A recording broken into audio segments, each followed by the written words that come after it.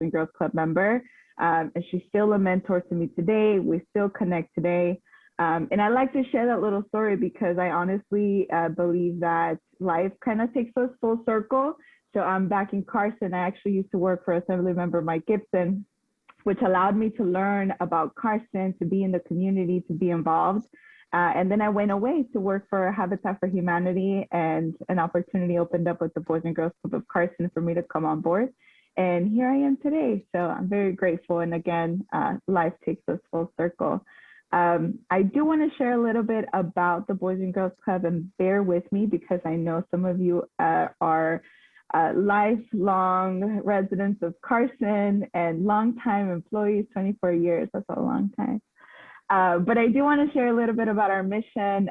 We at the Boys and Girls Club, we offer young people a safe environment where they can have fun, be themselves completely, have dedicated adults that respect them, listen to them, and have outcome-based programs that empower youth to be lifelong learners, as I consider myself one. We have been in the community since 1992. We have been a partner to LAUSD Community Schools, doing after-school programs and summer programs since 2006. As of today, we serve 4 schools in the city of Carson, and we have 1 clubhouse, which is right next to Carson Park. And we focus on 3 priority areas. All of our programs revolve around academic and career success, character and leadership, and healthy lifestyles. And social emotional wellness is now incorporated into everything that we do. We are actually officially done with summer programming with LAUSD as of tomorrow. Tomorrow's our last day with LAUSD, and next Friday is our last day at the clubhouse, at the Main Street Clubhouse. And so after we're done with summer programming, we are shifting into training for our team and for our staff, to make sure that all of the kids that come through our doors are served. For summer school, we had 4 schools in the city of Carson, and of course our club site. And if you don't follow us on social media, I'm gonna put a bug in your ear. Follow us on Instagram, Facebook, because that's where we kind of post all the activities that are happening. So during summer, we had a lot of community builders with our kiddos, STEM activities, sports and fitness, art expression. We had drumming come out to their club sites. We had gardening program come out to our club sites. We have foam parties and ice cream parties, and a lot more that I can get into detail because it's super fun, but I won't.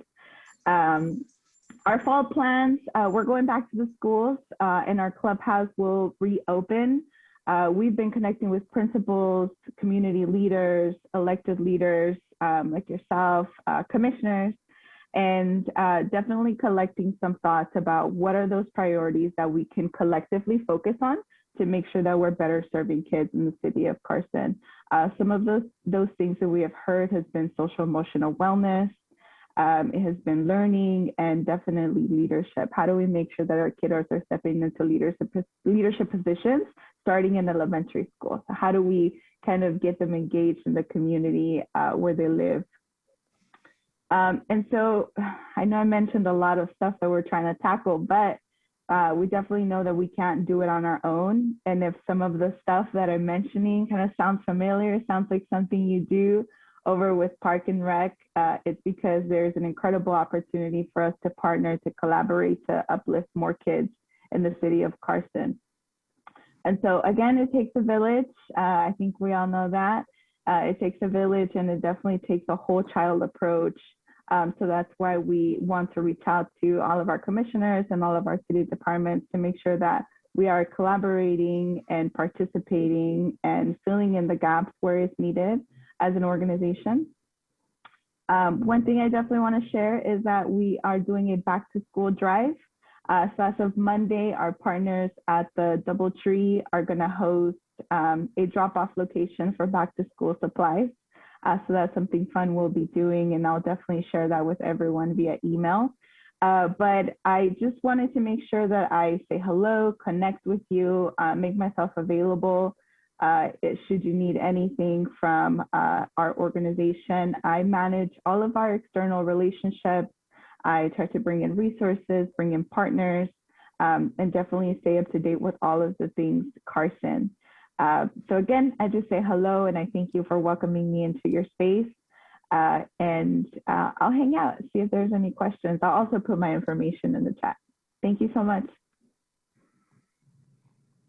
Thank you, Diana, and commissioners, definitely, if you have any questions, any comments, feel free. I always like it when community partners reach out and want to connect. It gives a great opportunity to start relationships fresh, or maybe even reestablish ones that maybe had gone silent. So we appreciate that from Diana. But I'll open that up to any commissioners that want to address Diana. Diana, Hello, how you Diana. doing? Oh, I'm sorry, I apologize. Go ahead. Go ahead. No way.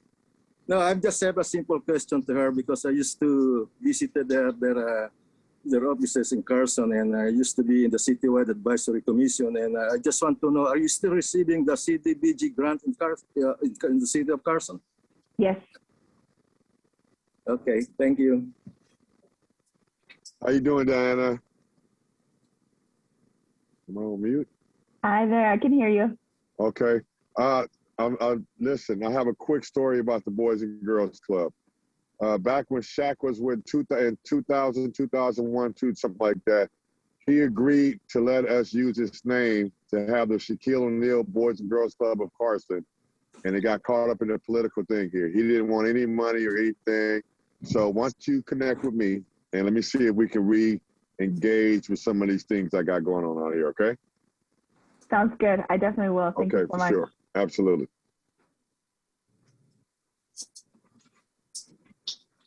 And any other questions, comments for Diana? Yes, thank you for the presentation. We appreciate that. We'll be in touch with you. Thank you. Thank you for having me. And Diana, you're welcome to hang around as long as you like. Some of the stuff we talk about can be interesting and some of it not so interesting. So if you'd like to get on with your evening, we totally understand. Okay, thank you. All righty. Okay, we will move on to public oral communications on the agenda items. Evelyn, did we have any submittals for today's meeting?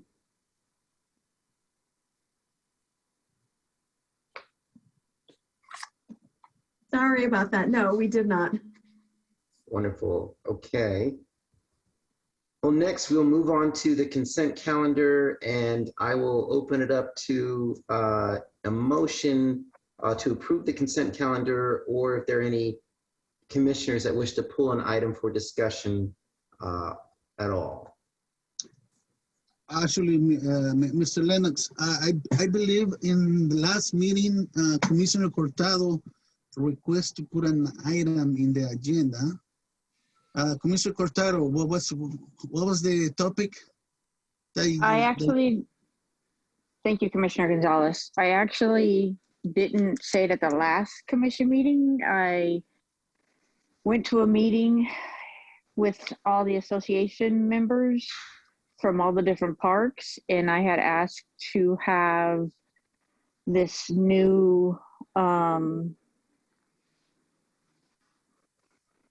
what do you call it, implementation of uniform process added to the agenda so that we could get an ad hoc committee meeting together and, hash this all out. So I'd actually like to add that to the agenda today. All right. So Kim, if we can, maybe we can connect through Tim later to better sort of frame the item. So when we come back in August, it's clearly stated on the agenda how you'd like it to be. But do we have time, because we're coming up on football soccer season and uniforms need to be ordered, so we need to get this worked out ASAP. Yeah, staff has been meeting with the the volunteer associations, and in fact I think we have a meeting next week to chat with them about some options. So I think an update to the commission would be great to have at the August meeting. But other than that, I think staff has some pretty good progress on trying to sort out what to do with the sports seasons coming up in the next month. Hey, Robert, Yeah. since I'm not quite familiar, so can you address the commission as to what the concern is? And you know, it would be nice if your staff can reach out to her. I know it's not an agenda item, therefore we can have a discussion about it. And you want to frame it for the next agenda, will be the time, the essence. So my question is, can we at least address some of those concerns today, or we can just have your staff reach out to her and make sure those concerns is addressed by the staff? I don't know anything about it, so I'm just trying to, because it seems like it's a concern of her that she was able to, she wants to bring it to our commission. Yeah. So Well, I want an ad hoc committee meeting or ad hoc commission put together for it. Do we still have time for it? if the commission would like to allocate or I guess appoint an ad hoc committee today, you can. I think, again, generally framing it is important. And we can connect with Kim offline early next week. In fact, what the most important question is, why wasn't agendized? Why wasn't agendized? Because at the last meeting, it wasn't brought up to be agendized. That's why it's not showing up on this agenda. But we can request in between meetings that something be put on the agenda. And I did that. Absolutely. I think, if I'm not mistaken, when the request came through to add it, this agenda had already been posted. No, because we didn't get the agenda till what, Friday of last week? And when I asked for it, it was the week before that. Yeah, the agenda hadn't been finalized yet. Yeah, and I'm not aware of that timing. I know that when I was informed about the request, we had already posted the full agenda. So I think we can do a ad hoc and even probably try to incorporate you into the discussion next week with the with the volunteer associations. And so if the group would like to maybe appoint anyone else within the commission to be a part of that, you're welcome to do that. It's just for this evening, I don't want to introduce a subject that's not been agendized for a full discussion. For the point of clarification, and if the entire body like to, and this is for the future, and I want to understand, the entire body would like to add a topic in the agenda in the last minute, unanimously, can we do it or we cannot do it? Typically, you're not supposed to. You can't. Yeah, I think to get clarity on what the process would be, I'd have to ask our city attorney how that would happen. But normally, you wouldn't be able to add an agenda item on the fly for an in-depth discussion that could result in an actionable outcome. Now, we have in the past. Yeah, and I can't speak to the past. I just need to follow the procedures that are outlined by both the Brown Act and the Maddie Act. So that's what we're tied to. So again, if there's some way that we can introduce things, we'll clarify that with our city attorney and then let you know. So that way, if you have stuff come up later, there's going to be a process, and maybe there's something I'm not aware of how it's written, possibly into the city's charter here. Some cities do a little different, so we can find out. Okay, let me ask you this. Okay, so commission is kind of like, but not council. Council can, the day of council meeting, add items to the agenda with approval from other council, correct? No, actually they can't. They can't. If they want to add some, I think what you're referring to is when an item gets amended. So if there's a change, then the day of an amendment can be published and posted, but it cannot be, a whole new item cannot be added the same day. So Robert, can I make a question? Yeah. Let's go ahead and proceed with an ad hoc, maybe 2 or 3 commissioners who wants to volunteer along with Commissioner Cortado to attend your meeting with the association, so that they can address those issues with the presence of the commissioner. They don't have to agendize it. Maybe from your point of view, the staff and maybe 2 or 3 commissioners present out there, so they can voice out their concerns. Sometimes many associations are fearful of addressing issues to the staff. So maybe having the commissioners there, 1 or 2, I don't know if it's a good idea. It's just maybe the way we can resolve this tonight is because time is of the essence. So let's just have 2 or 3 commission to hear them out about their complaint, or about their, not necessarily complaint, about their issue, and we can put on some corrective measure. That would be my suggestion. I think that's a great idea, Alex. So I would certainly entertain that. If there's anyone in addition to Kim that would like to serve on that, please let us know. We can make sure we get that meeting invitation out to anyone that's interested. We obviously, it's going to be, as you mentioned, Alex, 2 or 3 folks. Well, if no one wants to do, I'll volunteer along with Kim. Okay. Me too. Is that Walter? Yes, sir. Okay, perfect. All right, so we have Alex, Walter, and Kim. We'll make sure we get the information out to you about that meeting next week. Fair enough. Thank you. Mr. Lennox, okay. I have another, do we have the Pledge of Allegiance? Oh. We did not. Good point. Thank you. We can backtrack. So since you've called it out, and because you're wearing the colors, yes. Walter, if you wouldn't mind leading us in the pledge. We just beat Qatar too, so we're playing against Mexico. All right, everybody, please stand. Everybody rise, please. We're ready, begin.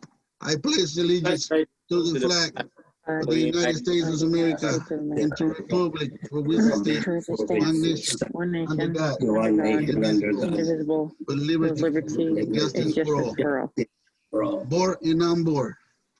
Thank you, Mr. Lennox. Thank you, Walter. All right, and so we'll go back to the consent calendar, and we have a few items on there. And again, I'll entertain a motion to accept the consent calendar, and or if there are any requests from commissioners to pull any items for discussion.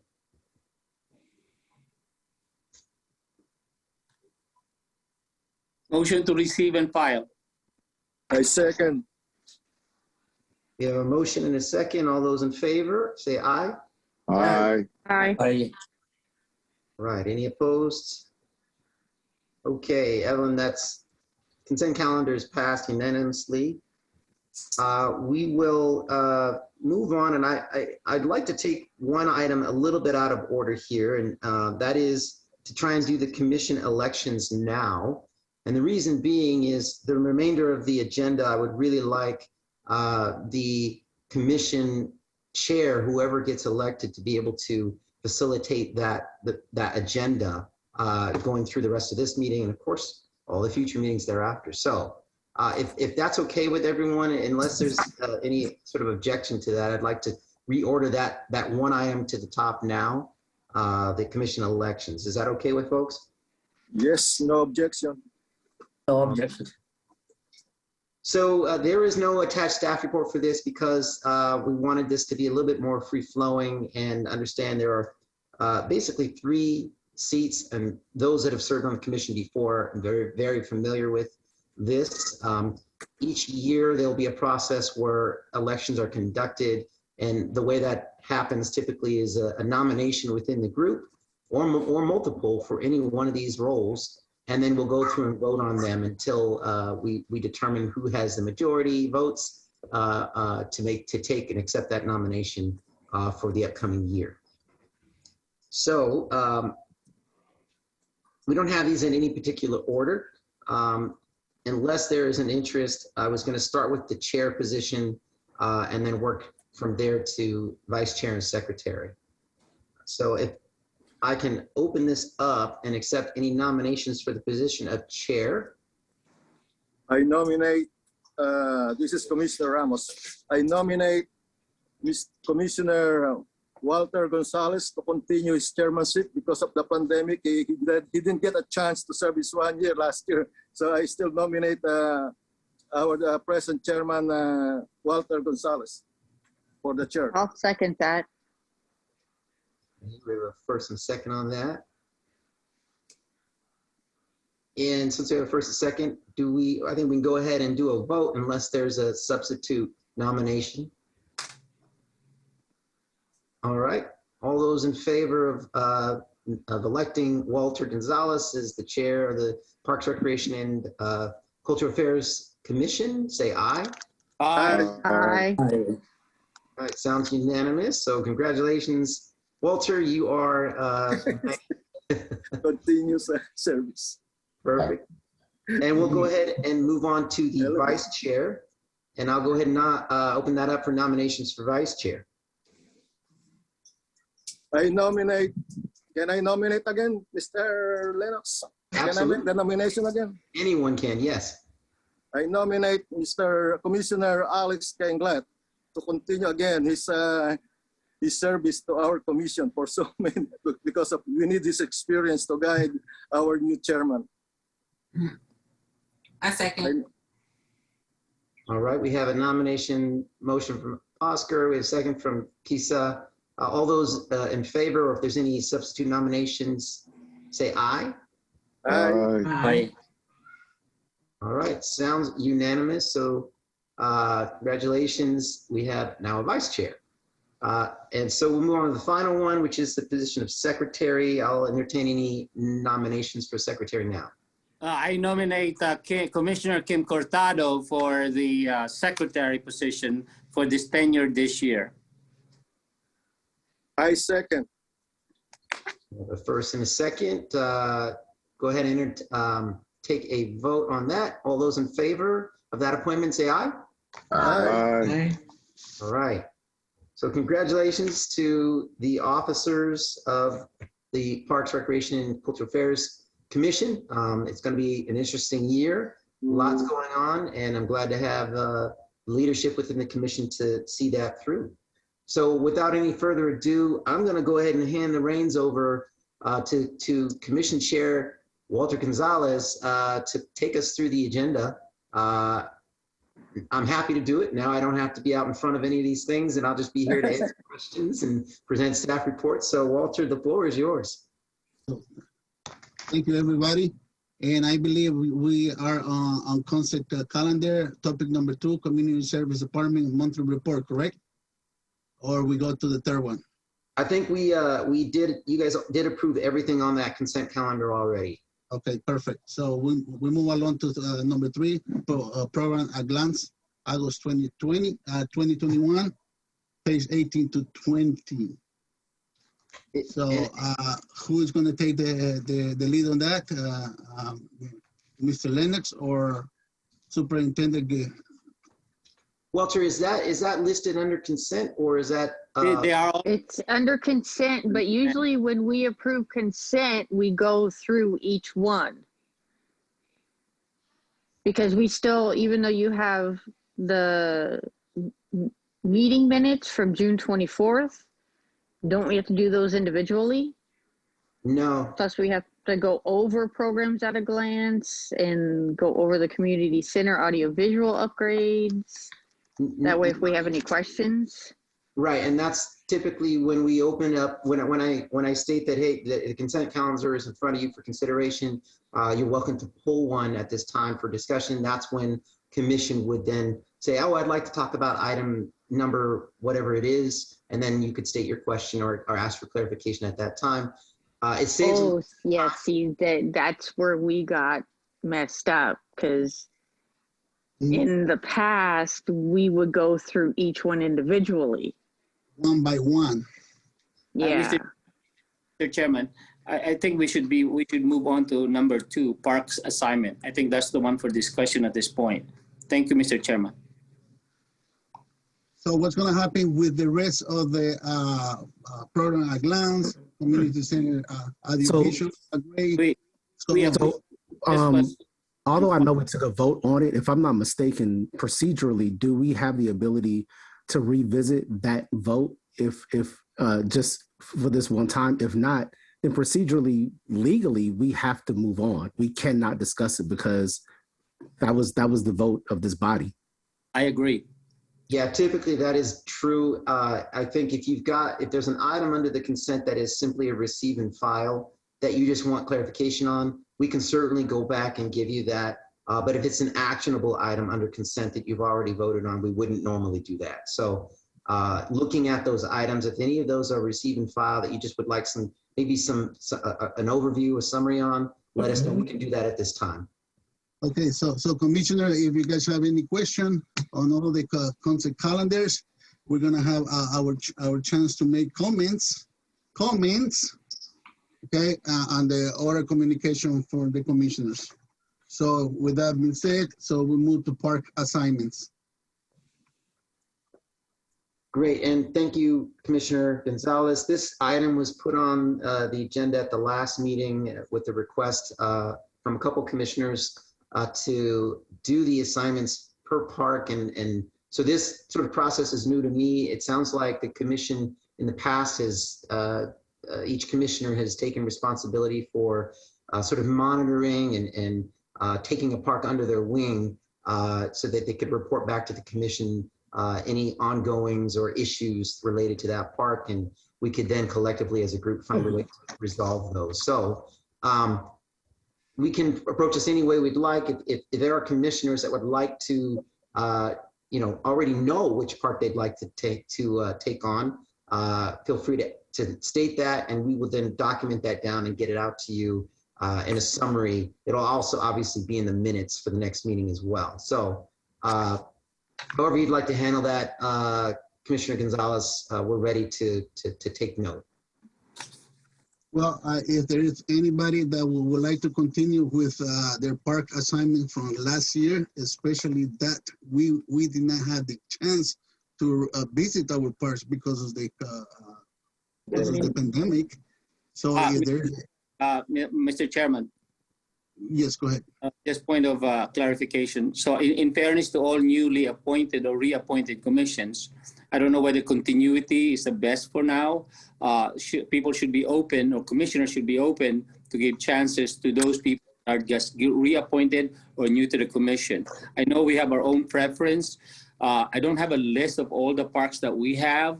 I don't think Actually, it was, you do? Page 19. Page 19. Page 19. I'm on my laptop, so I'm scrolling it, so it's page 19. And Yes. If we have the opportunity, give new choices to newly appointed, especially the one that's newly appointed, I would prefer it that way rather than, that would be just my preference. And I'm done, Mr. Chairman. Thank you. Okay, so at this moment, I think it's going to be a good idea is we go park by park, starting with Anderson Park. Anderson Park. Who would like to take over Anderson Park?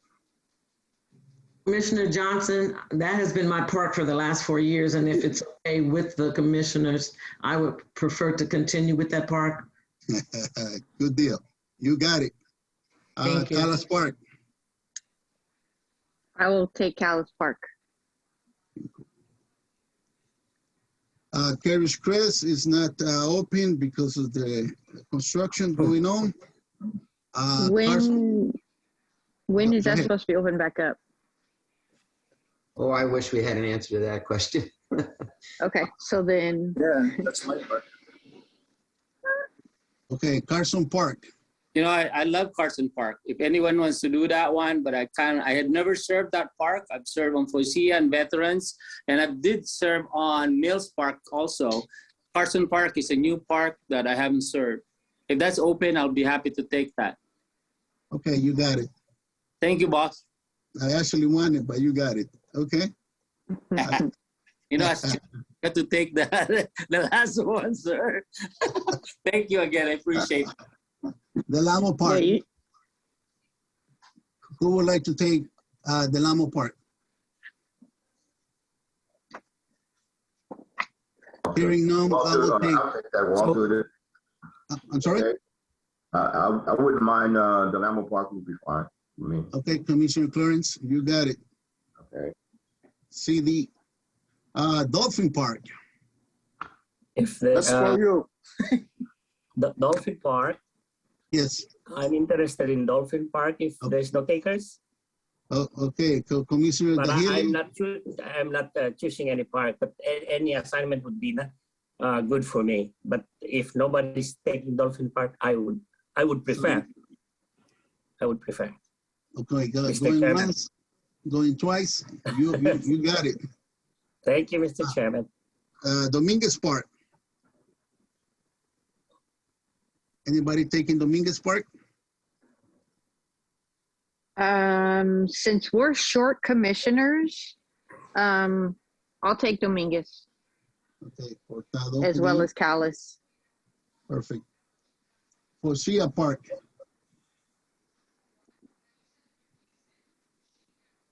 Okay, I will take Forcia's Park then. If anybody wants it, going once, twice. No, Okay. if it's available, I mean, it's okay. I'm okay with that too, but Carson Park's better. Okay, so Commissioner Kenglik, so you have Carson Park and Forcia's Park. Is that okay for everybody?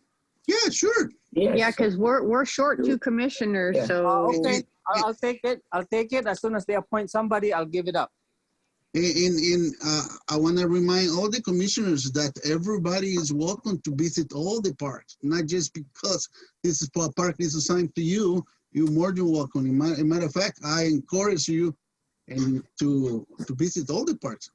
Okay, Friendship. that's a mini park. It's a mini park, and Friendship belongs to Dolphin Park, correct? Yes. I would be glad Yes. to. Friendship Mini Park belongs to Dolphin Park still? Bro, meron kayo mask? Yes. Yeah, they have the same supervisor. Yeah. So if you have Dolphin Park, Friendship Mini Park is attached to Dolphin Park, so you should actually go visit the mini park as well. Okay. I would be glad to. So thank you for clarifying, but okay. Yeah. All right. Hemingway. I'll take Hemingway. Who was that? I'm sorry. That's Keisha. Keisha. Okay. Perfect. Keisha. Okay. Well, Mills Park. Perry Street. No. Okay. Who's taking Mills Park? I can do Mills Park too. Thank you, Commissioner Keisha. Well, let's hold up on that. What was that? Caesar. I don't think she's talking to you. Her phone's not on mute. Oh, okay. No, I'm talking to myself. Sorry, I talk out loud. Okay. So you're confusing us. It's Stevenson Park. I'll take Stevenson. No one else wants it. Shannon, were you on it, baby? Yeah, I would like that one. Okay. Commissioner Lawrence. Okay, Lawrence. Okay, Veterans Park. I'll take it. I'll take it. Okay, never mind. Uh-oh. So Ramos. Walnut Mini Park Enrichment Program. Do we have to be involved in enrichment program as well as the parks? No, right? Because that's only a program, right, Mr. Lennox? Correct. Just the physical parts. Perfect. All right. Any question? Mr. Chair. Veterans Park and Veterans Sports Complex. So we got Veterans Park and Veterans Complex. I'll take the Veterans Sport Complex. I thought I just said I'll take that. Well, go ahead. You can take it. Okay, so Commissioner, who doesn't have a park assigned yet? That will be the Auntie, right? Yeah. Okay. Commissioner Langston doesn't. Commissioner Langston. Yeah. No, that's okay. I'll just kind of float it around and help everybody. Well, actually, no, hold on. Can you help Commissioner Kingley and take care of Carson Park as well? Where's Carson Park at? Sorry. Who's Carson Park there? Okay. Carson, off of Carson in Maine. Carson and Maine. Carson and Maine. Okay, Carson and Maine. Since you are already familiar with Veteran Park, so let's help Commissioner Kengley, Vice Chair Kengley with Veterans Park then. Actually, Mills Park needs a commissioner. I take that one. Danny. Keisha took that one. Yeah. Oh, okay. I thought Keisha took Hemingway. She did. No, she has them both. Okay. Both. So because we're only short 2 commissioners, Commissioner Langston needs a park. Yes. So he's gonna be helping Vice Chair with Veterans Park, right? Would that work? Anything you guys need me to do, just let me know. Okay, so you got Veterans Park with Vice Chair Kengley, okay?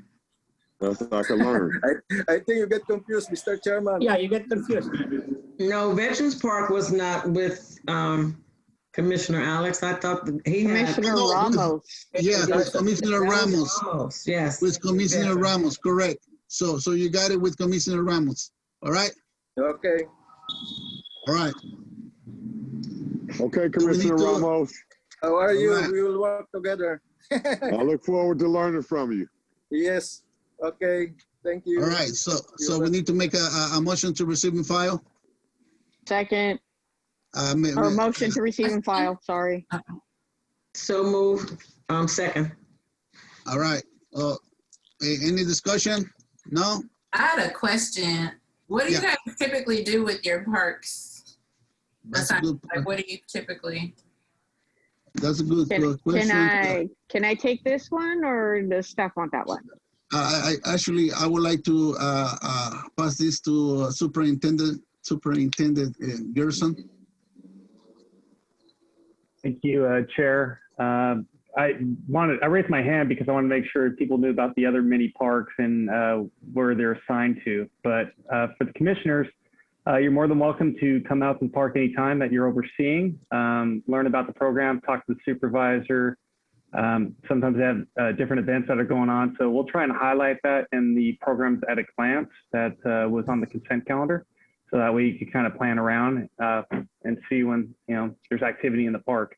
But feel free to come by and take a look. The 4 mini parks that we have, we talked about Friendship, which is kind of under Dolphin. We have a Reflections, which is a little small. It's just north of Carson Park. So Carson Park would oversee Reflections as well. You have Perry Mini Park, and that's by Hemingway Park. And then we have one more, which is... Walnut is by Hemingway. Oh, I'm sorry. You're right. Perry is Callis Park. That's right. Getting mixed up here. Long day. Walnut Park is Hemingway. So those are the 4 mini parks. Thank you. Would you like to add something else, Madam Secretary? Commissioner Cortado, where did you go? Okay, I guess she's just stepped out. All right. Chair, may I please ask a follow-up question? Go ahead, So I understand like being assigned, but like, does that mean as a commissioner, we are an advocate for that park? We are a go-between for that park? I mean, like, is there like a functional role that we're supposed to assume beyond kind of representation? Superintendent Gerson. It's a great question, Commissioner Lawrence. Just being involved and having the ear and hearing from the citizens there. So I know Commissioner Cortado is very good about that, and she visits all the parks. And I know Callis Park, she attends the Volunteer Association. So she's hearing the concerns from the Volunteer Association, and also, attending youth sports games, and just talking to different participants in the community, and just seeing, what they like and if they have any concerns, and be an advocate. If you don't mind, Mr. Chair, I'd like to say a little bit about that as well. Yes, go ahead.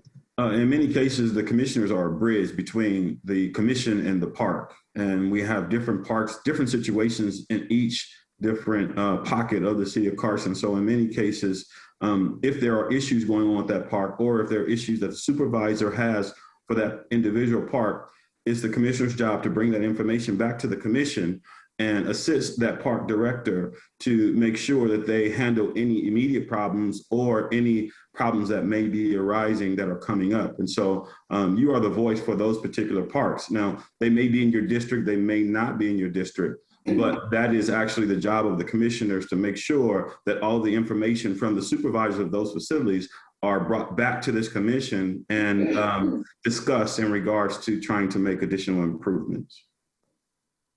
Thank you. Well, anybody would like to add something else to that? Cortado, Secretary? Actually, Mr. Whitaker answered that perfectly. So no, not really. I mean, like he said, you're the, go-between for the parks. So you're, go to the park once a month to, check in with the staff and everything. And yes, like our superintendent said, I go to all the parks and I do attend Calais Park Association meeting. But, like I said at the beginning, I love what I do. So. Okay. Thank you. I will definitely encourage all the commissioners to, when you guys visit, don't just visit at one specific time, because parks open from, some of them they open at 8 o'clock in the morning, like Veterans Park, like Carson Park.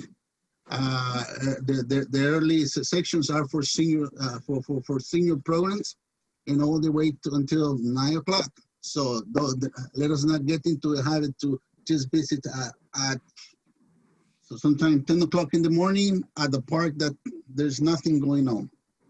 So, and also, if there is any major concern, everybody has their emails, their telephone number. So perhaps you can kind of go ahead and delegate major concerns. If you belong to Carson Park, but you are visiting or driving by Veterans Park, you can go ahead and mention that to the commissioner that is appointed. However, if this is required immediate attention, that's why we have our superintendent, our manager, Mike Whitaker, and at the end of the day, it's also Mr. Lennox. So I encourage you, if we need immediate attention, if there's something that needs immediate attention, please don't hesitate to reach them up. Correct, Mr. Superintendent? And Mr. Mike? That's correct. Thank you. All right, so we have a motion on the floor. All in favor, say aye. Aye. Aye. Aye. Aye. Any opposed? Hearing none, the ayes have it. So we move to discussion on number 3, Long Beach Transit contract, page number 151 through Mr. Chair? Yes, ma'am. Sorry. Is it okay if I do take enrichment? Because enrichment does like programs, and at the end of the year they do shows and stuff. So I would like to, kind of come back and report on those, if that's okay. Does anybody has any objection, staff or commissioners? Nope. Okay, hearing none, you got it. Thank you. Thank you. All right, so going back to discussion on topic number 3, Long Beach Transit contract, page 151. Who's taking the lead on that? Whitaker, Gerson, or Lennox? Thank you, Chair. I'll go ahead and kick it off and hand it over to Jason Joe, our Transportation Services Supervisor, and just provide a brief frame. This is probably, I'm told, about 8 years in the making. The fixed route operations, as you're all aware, did cease in March of 2020. when all of the city programs facilities shut down due to the pandemic. At that time, MV was providing fixed route services throughout the city as part of the Carson Circuit program. And so during the pandemic, the city did make a decision to terminate our contractual obligations with MV and just sort of reassess what fixed route services would be in the city moving forward. We've done that assessment, and we have the input from a route study that was done last year as well, and have been in discussions with Long Beach Transit to try and pick up the ball and sort of re-envision what our fixed route operations look like. So I don't want to steal any more thunder than I already have, and I want to kick it over to Jason Joe, who can give you sort of the basics of what's being proposed and a timeline. So Jason, it's all yours. And thank you for that intro, Robert. That is a great summary of the past few years, and I know Robert had a blast getting to catch up, in a week's time when he first started with the city last year. That was right towards the early termination of the MV contract. And in essence, we're not doing anything too drastic. Basically, we're switching our contractor from what was MV to Long Beach Transit. So Long Beach Transit as a contractor will operate fixed route bus services here in Carson. A major change though, however, are the routes. No longer will riders be using the old Carson Circuit routes, but they'll be using all new routes, 3 routes actually, that Long Beach and Carson and the route study have corroborated to produce. 3 routes, main streets are going to be covered in both directions. So what I mean by that is if you miss a bus, you don't have to wait 40 minutes for the next one to come along. There's a bus coming in the opposite direction, which will help riders get to their destinations more flexibly.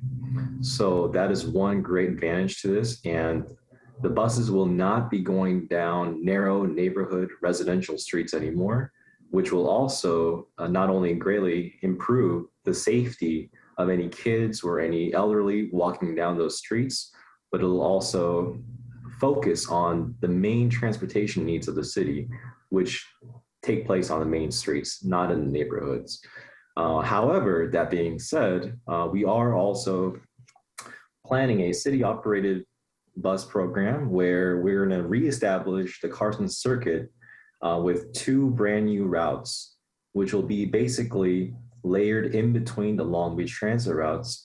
So rather than trying to focus on the smaller streets, we're going to be focusing on the medium-sized streets. So for example, I'm sure you're well aware of 223rd, 213th, University, Turnmont. Some of those streets are what we ended up declaring as medium-sized streets, where it's safe enough for a smaller sized bus to operate back and forth. And these will be operated during peak times. Thank you for that, Robert. This is actually a proposal that Long Beach Transit presented to the City Council this past meeting, July 20th. And in this proposal, as you can see, perhaps, you'll see a green route, a purple route, and a red route. And those are the routes that I mentioned previously, which go down Carson's major streets. So those major streets would be 223rd, Carson Street, Santa Fe Avenue, Main Street, Victoria, Del Amo, and all of these routes take riders to major destinations. And not just those, but they also connect riders to neighboring transit agencies, such as Torrance Transit, Metro, and of course, Long Beach Transit themselves on the eastern portion. At this time, the services will be offered Monday through Saturday, Monday through Friday from 5 to 7, and then on Saturday, a condensed schedule of 10:30 a.m. to 5:30 p.m. And at the moment, we're looking at 3 routes. but we are also able to entertain a future expansion of services, which will take riders to even greater areas outside of the city. One example is, I'm sorry, I try my best to read the small font. It's LA Harbor College to the south. I believe that's off PCH. And also Harbor Gateway Transit Center to the northwestern portion is a major gateway for Metro and Gardena G-Trans, Torrance Transit. All those bus connections can help riders get to and from Carson. Along with Artesia A-Line station to the northeast, that Metrolink station closer to Compton, Compton area, that'll also help provide many riders with Metrolink connections. And obviously the one you see circled right underneath, Del Amo, is a station that many Carson residents are already familiar with. And we have not forgotten about it, which is why you see the purple route going to and from. And to the south, the southeast portion, Wardlow A-Line station, that's a station that maybe Long Beach residents may be more familiar with, but that's also a connection that's never been established here in Carson. We have not had extensive service on 223rd, but by creating this new route, that'll be a newfound option for travel for many residents. So these are just tentative proposed routes at this time. We will be working with Long Beach Transit on an agreement, a multi-year agreement. And of course, we're going to build flexibility into the contract to expand or contract services, meaning the length of how long the routes go, in which neighborhoods do they go. We can expand and contract that as needed, depending on how services fold out over the first 1 to 2 years, and we'll adjust accordingly as needed. So our plan at the moment is to go to council on September 7th as a consent item to have them review the proposed contract agreement, approve, and authorize the mayor to execute the contract. And if everything goes well, we're hoping to start services September 19th. So that will be the first official start, or I should say return, of fixed route services here in Carson. And at this time, we're also working with Long Beach on rolling out a communications plan and basically a formal plan to include all the valuable stakeholders of Carson. So for example, obviously the Carson schools, K through 12, Cal State Dominguez, all those valuable assets, the Carson school administrators, Boys and Girls Club, YMCA. If you members of the Parks and Rec Commission board can come up with other suggestions, I would be more than happy to take them via email or phone call. We would like to get the input of the public to return back to Long Beach Transit and provide any suggestions, options that you can think of so that we can gather the public's input before moving forward. I believe that's the meat and potatoes for the proposal that we're going to council. And if you have any other questions, I'm glad to take them. Does anybody has a question from the commissioners? Yes, Mr. Lawrence. Mr. Chair, thank you. There's a couple of things that kind of stand out, and maybe for context, right? I just want to know in terms of, there's a few things. One, I know that right now in public transit, in particular public transit, that the idea of first mile, last mile connection for pedestrians getting to public transit is really, really important, which is why organizations like LA Metro started their micro transit program. I think Long Beach Transit may have one in the pipeline because, you know, they're a really large transit agency. But I also know that in Carson, with the Carson Circuit, that was a de facto first mile, last mile service for residents. kind of taking that out, was there a study done, and kind of can you summarize what some of the findings were in terms of how that's going to really impact people who depended on a first mile, last mile service to get to major transit agencies, as opposed to now, like folks that live in those neighborhoods, whether they be elderly, whether they be children trying to get to school or someone trying to get to a game, like how are they going to be impacted? And what's the future plan to really address that when we start hearing people talk about that?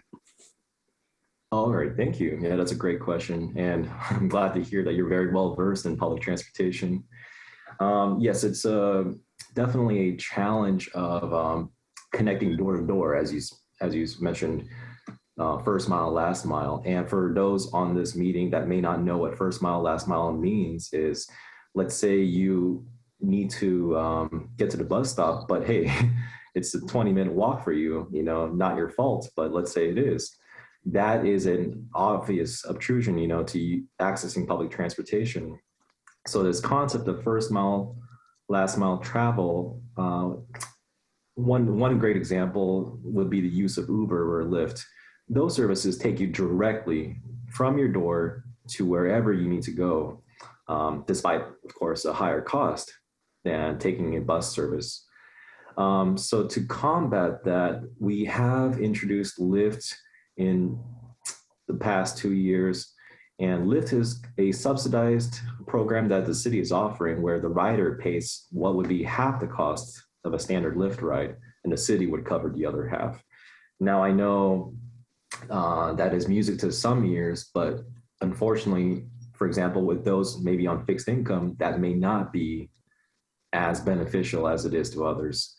So to combat that, in addition, the proposed Carson Circuit service, when it's reestablished, it's not going to be a one size fits all, obviously. There can't be too many residents in Carson for that. So what we're proposing, as mentioned, is a layering in between Long Beach Transit, Torrance Transit, Metro, to do our best to cover the neighborhoods that are most dense with residents, to kind of capture what we can with the resources we have. The thing is, obviously, as with most things, there's always room for growth. So we're going to start with those two routes, see how they operate, adjust, we're going to keep a close eye on the ridership. Where are the residents being picked up? Where can additional residents be picked up? And we can absolutely, same with Long Beach, expand or contract in the areas we need to be in. So Shannon, I really appreciate that question. I forgot to mention that in my presentation. There's absolutely room for growth and adjustment as needed. And the Lyft program also can be expanded or contracted. So at this time, I would say there's a greater chance for us to expand the services, meaning perhaps provide additional subsidies to make it, in essence, more affordable, and provide that first mile, last mile in case Long Beach Transit, Torrance Transit, Metro, our own Carson Circuit, if it's not enough, perhaps they can still fall back on Lyft for that door-to-door personalized service. Thank you again. Thank you. And full disclosure, Jason, I'm the second vice president for the Conference of Minority Transportation Officials, so we talk about that stuff a lot. No kidding. That's why you're such a pro. That's impressive. I was wondering how he knew all that right there. Yeah, it's like, okay. All right. So any other questions? Mr. Chair? Oh, go ahead, Madam Secretary. Do we have, I see that you have the, Long Beach Transit contract here. Do we have one with Torrance as well?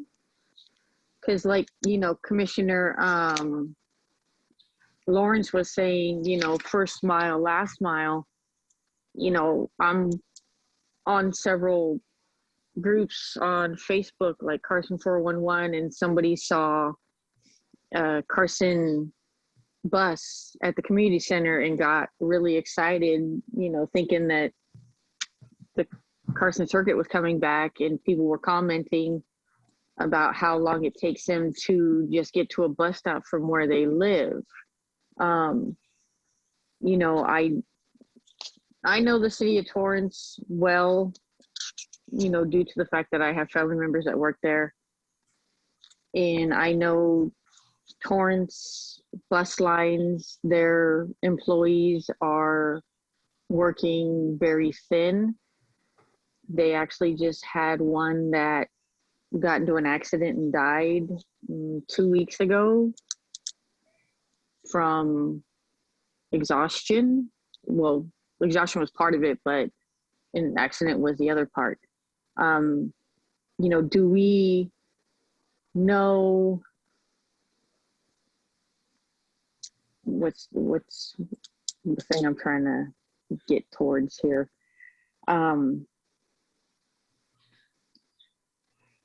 Is this safe for our residents? Is the bottom line. And then with like Lyft, you know, even though they subsidize, they've raised their prices because, you know, I'm stuck paying for my son's Uber and Lyfts, and that stuff's killing me. And he goes less than 2 miles to work. Commissioner Cortado, if I can take that question. I'm glad you brought up that price hike. Unfortunately, we are not the only ones subject to those higher hikes in price. Nationwide, as you may know, we are facing a shortage of employees of all types, drivers, food service workers, you name it. And Torrance Transit actually themselves on their website, if you check it out, it literally says on their headline banner, due to a shortage of manpower, services may be impacted. And so Torrance is a pretty big brother to us, and they're having troubles. So one of my concerns is... I know what troubles they're having. Yes. Yeah, so one of our concerns is making sure we have the proper staffing level for the proposed Carson Circuit, since that will be city operated. So we'll do our very best to amp up our recruitment, get those staff available and trained. And that's why, Commissioner Lawrence, we will carefully monitor what we start with, and we can always build from there, given that hopefully our employment situation, improves. And also with Lyft, same thing, shortage of drivers, not enough interested drivers in the program. Demand can always spike up the price, and that's what we have experienced lately. So as mentioned previously, we can explore the option of adjusting the level of subsidy accordingly to best meet the current climate of our economy. Thank you for that question. Thank you. Anybody else? Yes, Mr. Chairman. Go ahead, Commissioner Dahili. Yeah, this is Manuel Flores. Yes. I got questions regarding the Carson Senior Basketball Program in Oric or in Carson Gym. Yes, Mr. Flores. Well, right now we are in discussion of topic number 3, Long Beach Transit contract. If you have a public order communication or matters not listed in the agenda, I'm gonna ask you to please wait until we get to public order communication. Okay, all right. Okay. Thank you. Okay, and any other question? If not, I would like to make them, do we need to make, do we need to receive and file and present it? Okay, so. Motion to receive and file. I second. Okay. Any question? Hearing none. So all in favor say aye. Aye. Aye. Any opposed? So the aye have it. Thank you for that. So now we move to topic number 4, flag football, 5 versus 5, page 157. Mr. Lennox. Yeah, well, I'll actually turn this over to Tim Pearson, who will I guess, frame this for Jose Pena to discuss what the proposal is. Thank you, Director Lennox. So what you have before you today is flag football, 5 versus 5. It's using the NFL flag football format. And the reason we're bringing it to you is normally our 3A teams, we don't get enough participants to form a league. So normally it takes 10 to 15 players to make a team. And with a 5-on-5 format, it's actually 7 to 10. So we're hoping with this pilot program, if we do it for 3A and we offer it, we would be able to hopefully form enough teams to have a league this year. And to present some more information, we do have Jose Pena. He was involved with a lot of the other parks supervisors. They sat and they discussed. And so, Jose, when you're ready. Thank you, Tim. And as Tim just mentioned, a group of us supervisors, along with some program managers and our youth sports coordinator and adult sports coordinator, we had meetings every couple of weeks, and our main goal was to look at ways on how we can improve our youth sports leagues overall. And the flag football program was kind of the low-hanging fruit, so to speak. It was, as Tim mentioned, the 3A division, which is the 12, 13, 14-year-olds. If you look at your agenda packet, the numbers are there on page 159. So I'm just going to share a little slideshow I put together.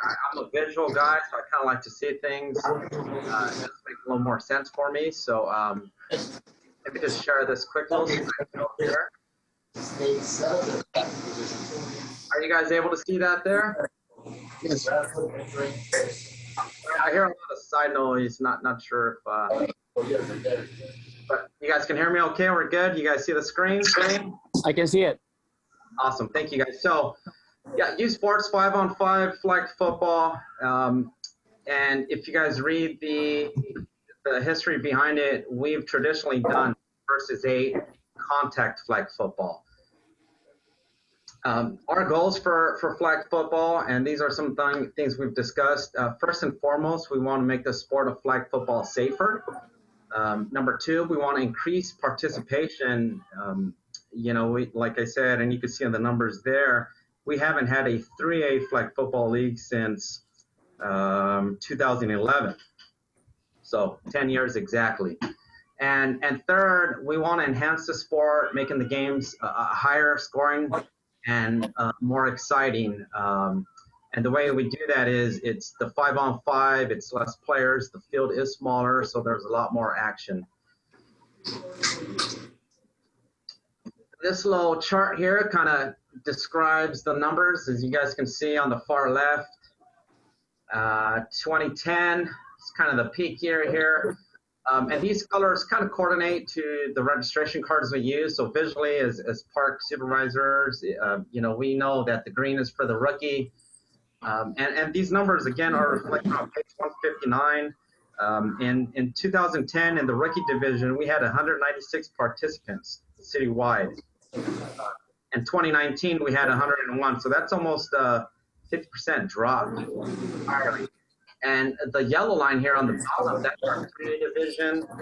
Like I mentioned earlier, in 2010, we had 44 participants, and we basically had 0.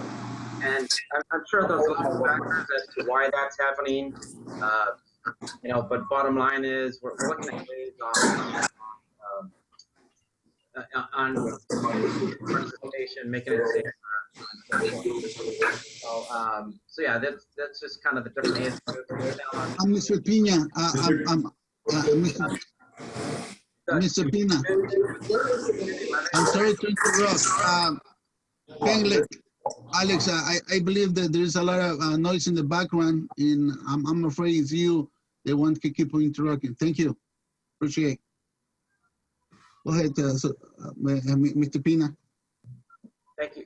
Yeah, so I was just pointing out that the 2A division, the black line here, that's for some reason that's kind of stayed consistent. We've averaged out like in the 80s, and that usually translates to about 6 to 8 teams citywide. And so, you know, you can see the lines here overall. starting at the left, our numbers have dropped dramatically. So what I want to do now, I have a couple quick short videos I want to show you guys, just so you guys get a visual of the difference between 8 versus 8 contact, which is what we've been running up till now. And then I'll show you guys a video on the 5 versus 5 non-contact.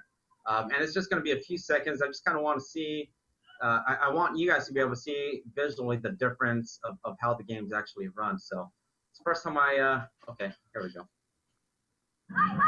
Go, block, block, block. Block him out. Block him out. Good job, Christian. So I'm just going to run a few of these plays so you guys see. Can you maximize the screen, Jose? There we go. Run, run, run, run, run. So I'm just going to talk over the volume. I don't know if you guys are able to hear the volume there, but if you guys can see, this is 8 players on the field. There is collisions at the line. There's a lot of contact. Contact is allowed for blocking purposes, but a lot of the plays are sloppy. There's a lot of drop passes. People get hurt.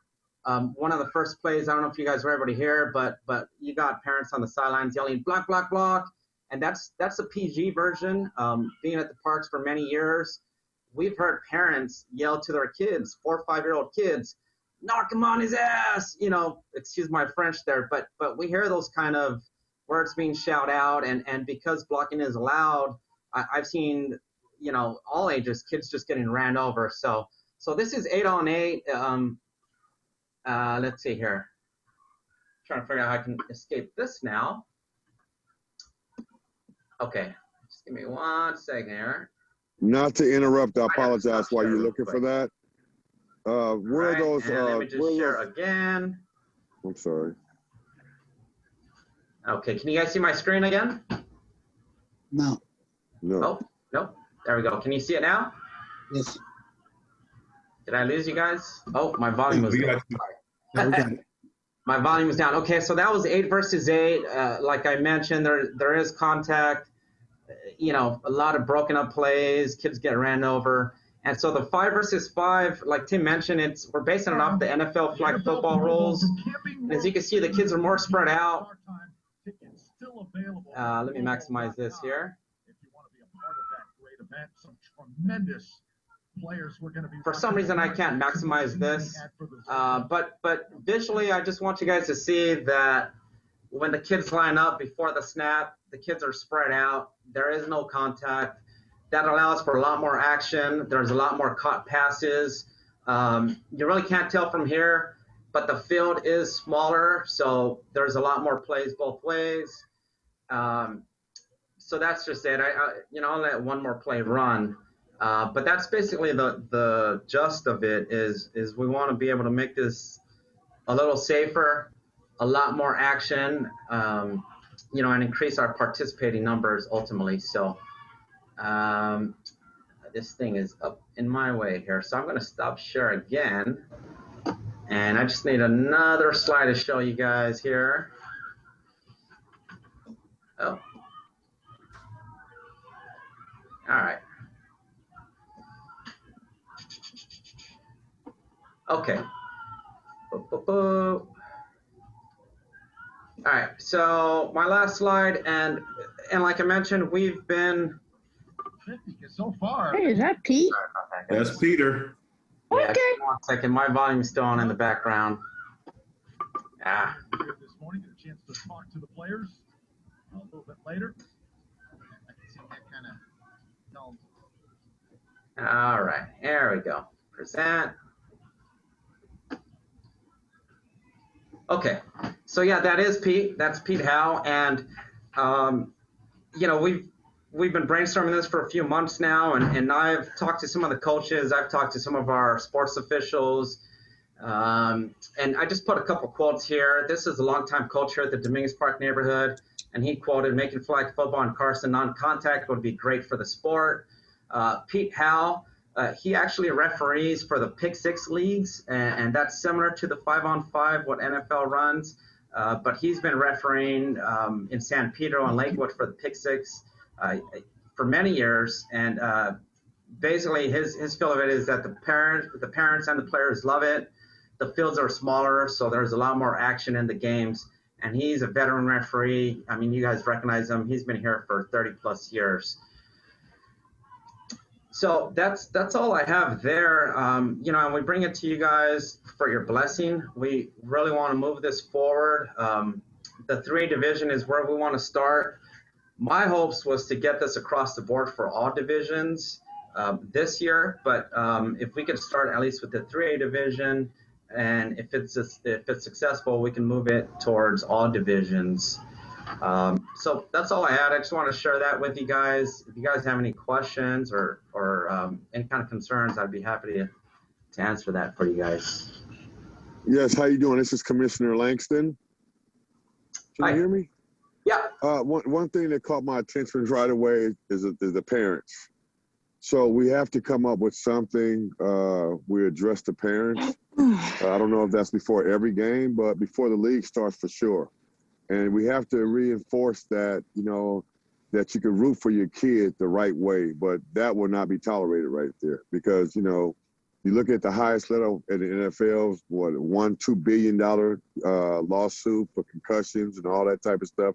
And that stems from parents saying, knock you on your butt at that age and all that type of stuff. So it's important for us to have something in this league right here that are addressing the parents, and it's posted. And they have that all the time. So, you know, I don't like hearing that.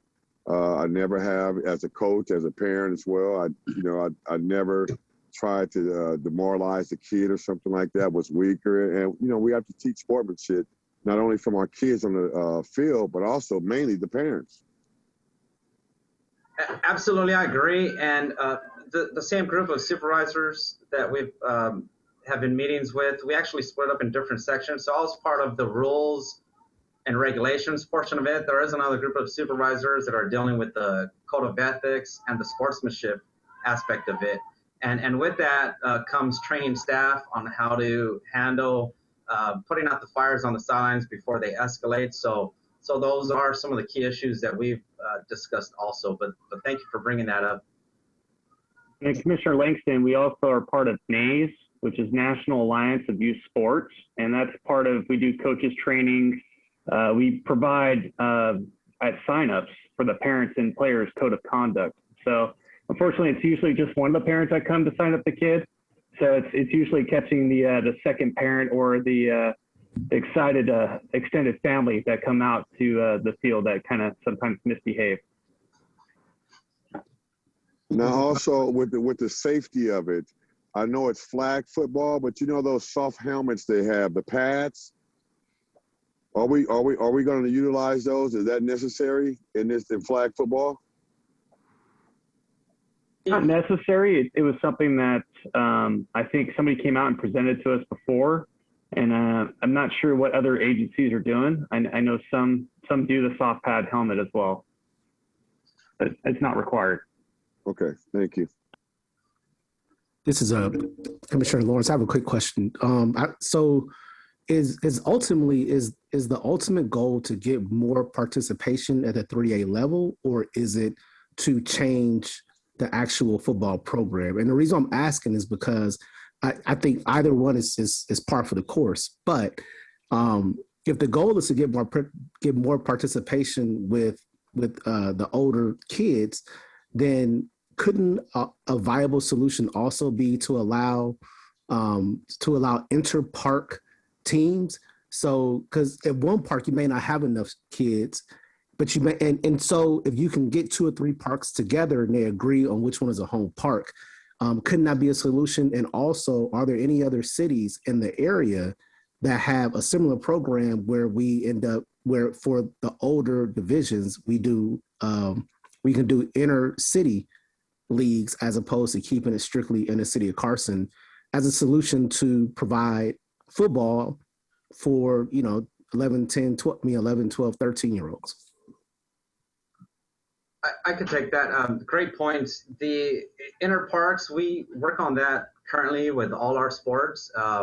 Usually our park supervisors, we get together before the cutoff of registration and we just kind of touch bases. You got 5, I got 5, that's combined. So we do that already.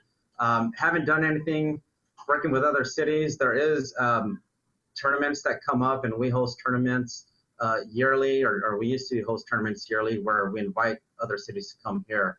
But the main goal is, so if we go to 5-on-5, where in the past I would need between 10 to 15 kids to have a team here, now I only need 8 to 10 kids and I'll be able to have a team. And but for me personally, I think it's more of the safety. But yeah, so that's just kind of where we're at. So it's a combination of reasons. So. Any other question or recommendation? I have a question. Yeah, go ahead. Have we like asked parents that have played in the past why the kids aren't playing with us anymore? Is it because of the contact, or is it because most parents after rookie level put their kids in contact football? That's a great point, Commissioner Cortado. And talking to parents here, I've heard different answers for that question. Yes, some kids have gone on to play tackle. There's a lot of Pop Warner teams that have popped up in the area. And then at the same time, our soccer participation numbers have actually gone up. I think in this area, soccer has become more popular over the years, especially with the success of the USA soccer teams, both men's and women's. So that's great. I mean, it'd probably be a good study, a survey that we might be able to put together. But this was just something that we kind of thought would be an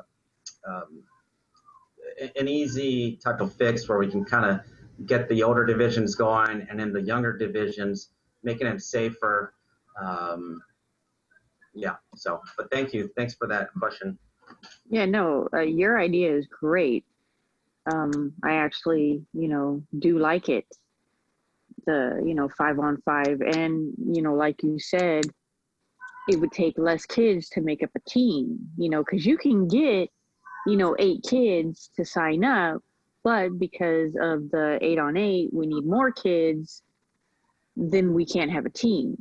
And, with the lesser numbers, we are more than likely, able to have more football teams, with participation.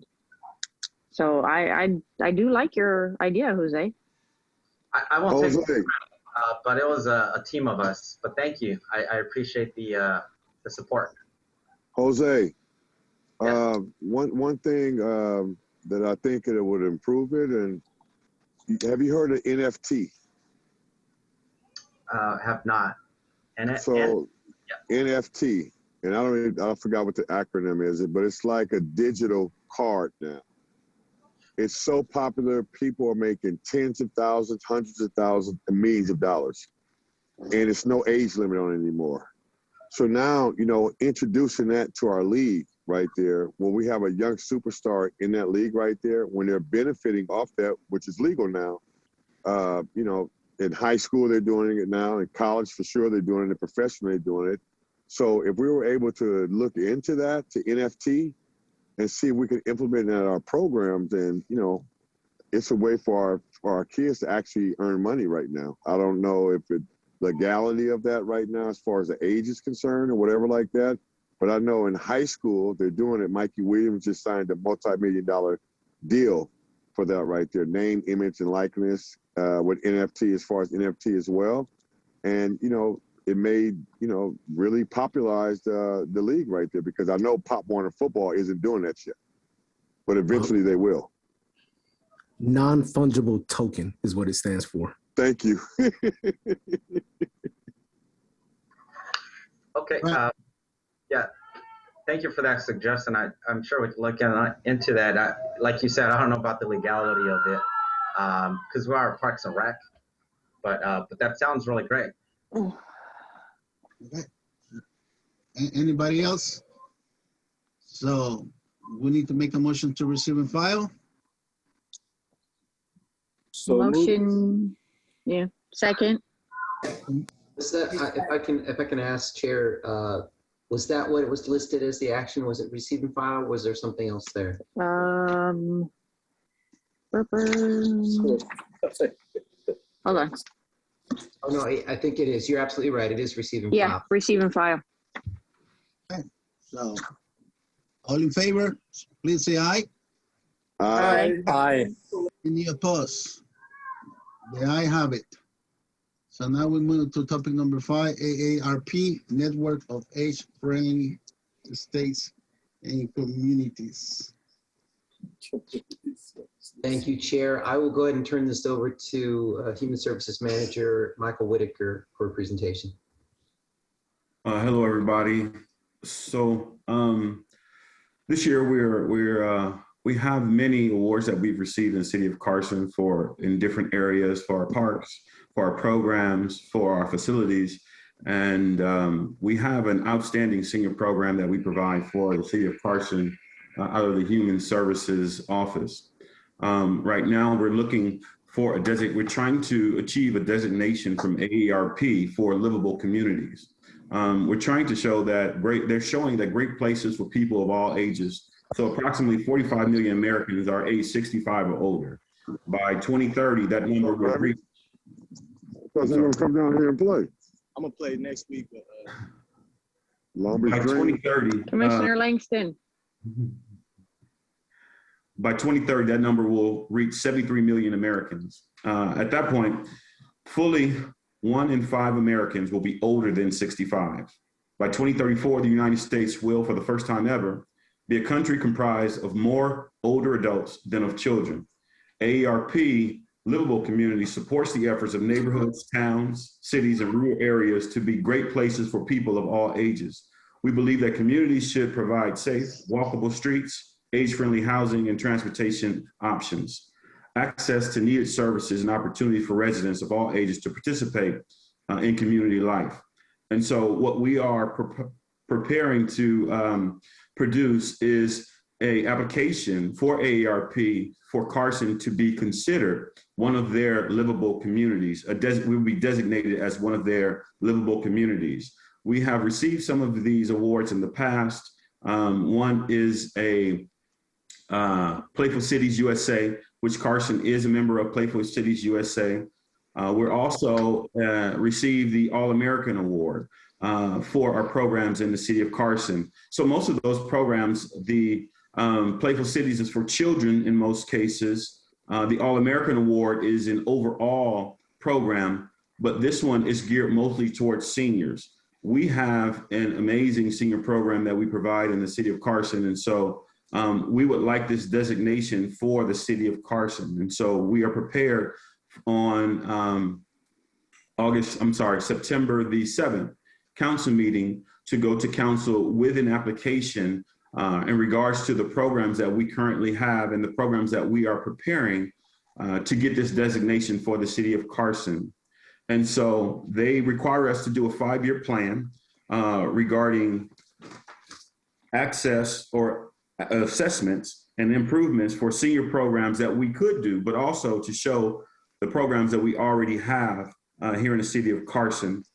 Each year we will provide an assessment an update for AARP that will tell them the progress of what we've done in terms of our application, how we've been able to implement all of these actions to make sure that Carson is designated as one of the places for seniors and people of all ages in the city of Carson.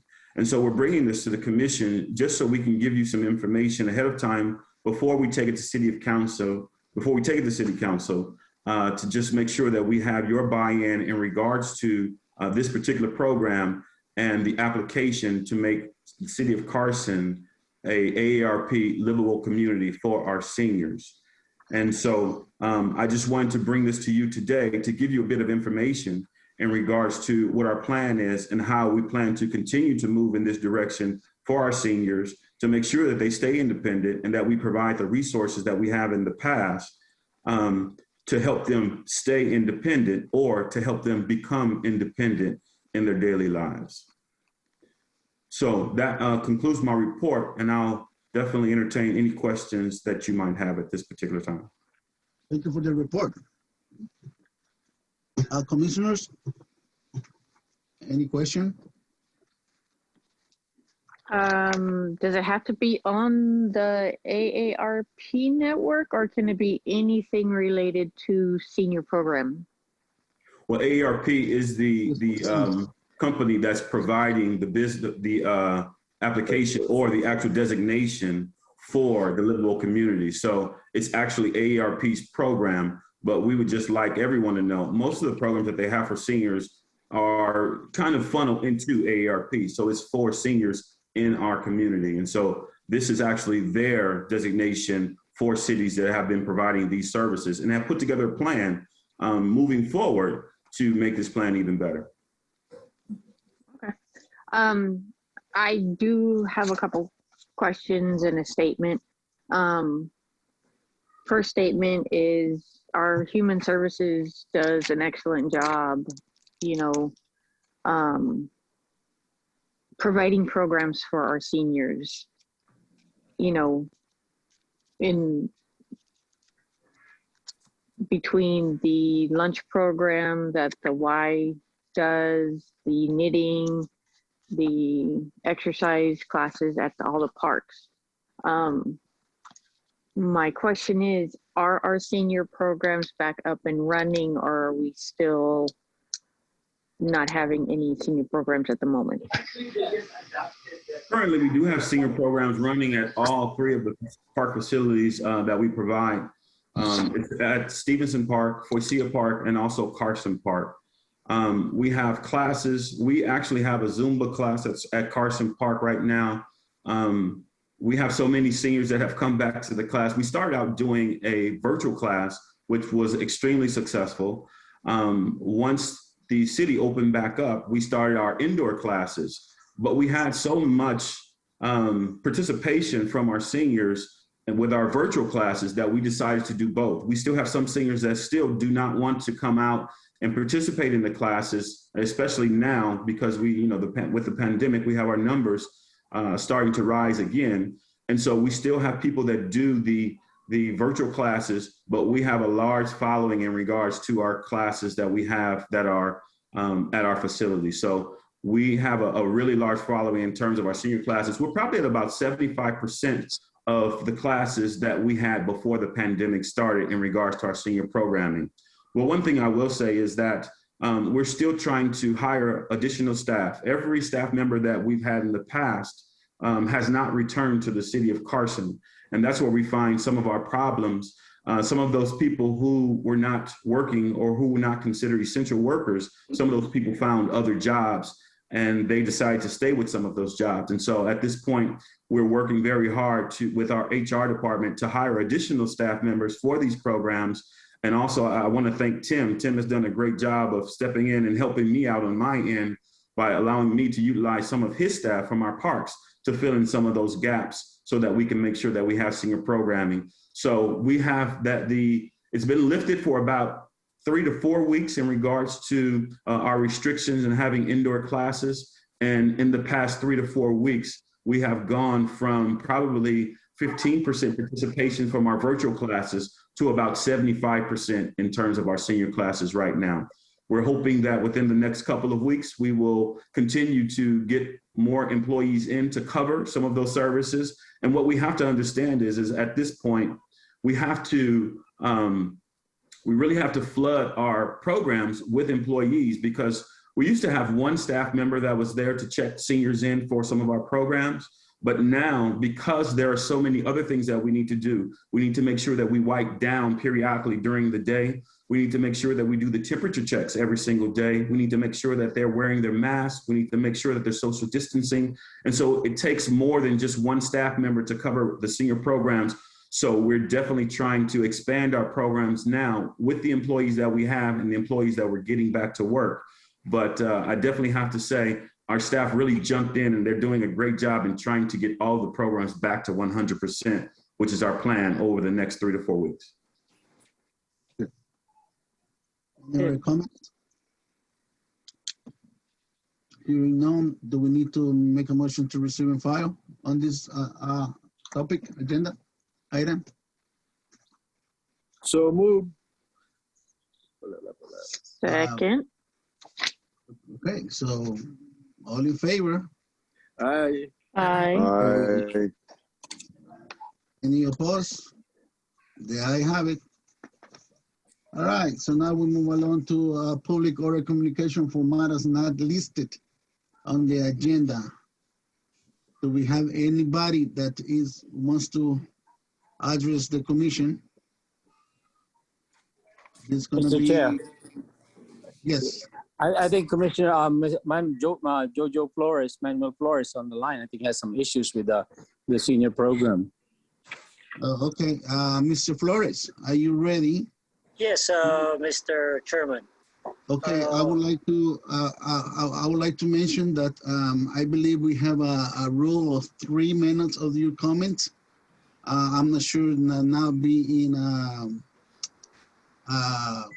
city, charter city, we still have to apply those 3 minutes. Okay. Mr. Lennox. Okay. We do. Okay, so you, Mr. Chairman, Mr. Flores is also a former commissioner of our city. So he serves the city also as a capacity of commissioner. Okay, good to know. Okay, Mr. Flores, the floor is yours. Okay. Yes, Mr. Chairman. One is on the Carson Senior Basketball Program in Oric or in Carson Gym. We used to have the hours of 10 to 12 every Monday after Friday. And since the FOSIA has already started their basketball, how come we have 30 seniors are asking when are they planning to open the gym for us as a senior basketball program? And second is I went there one time in the afternoon and I noticed there are basketball playing in Carson Gym. And when I asked, they told me it's a senior program. And I was surprised how come they didn't open the morning and they have basketball in the afternoon. And I also noticed that they start collecting $7 per player. So that really, kind of suspicious for me. So there are also players having collection in Stevenson in the afternoon. So I would like to have the committee to investigate on this if it's possible. All right, thank you for that. Mr. Chairman, is this oral or can I ask a question? Well, yeah, you as a commissioner, you can ask any question. However, thank you, Mr. Chairman. The purview for the senior program, is that within our Parks Commission also, right? Am I correct? Yes, correct. Okay, so I think our Mr. Flores brought up a good point, and somebody staff has to look into that, in my own opinion, because I heard the same thing that he's observed. So I don't know whether Mike Whitaker should be able to look into it and give a report to the commission for the next commission meeting. And also, I'd like to find out the hours that our gyms operate. So those are the two things. And the observation of Manuel Flores, Jojo Flores, I've heard that also. So I'd like to see if the staff, can you look into it? Sure. That's definitely something I can look into. That's something that has not been brought to my attention in regards to taking payments to play in the afternoon. One thing that I would say, well, that's one part of it. The senior program actually is only from 8 a.m. until 12 noon. And so if something is happening in the afternoon, that's when the regular gym is open to the public. I have not received any communication in regards to any players paying any fees, especially $7 to play, or taking any collections at Stevenson Park or at Carson Park. But I would definitely look into that. Tim and I will work together to look at that, because that's during both of our times that the gymnasiums are open. But for the senior program, we only provide basketball for seniors from 8 a.m. until 12 noon. Anytime after that, you can have a 5-year-old, a 10-year-old, a 25-year-old can attend the gyms and play.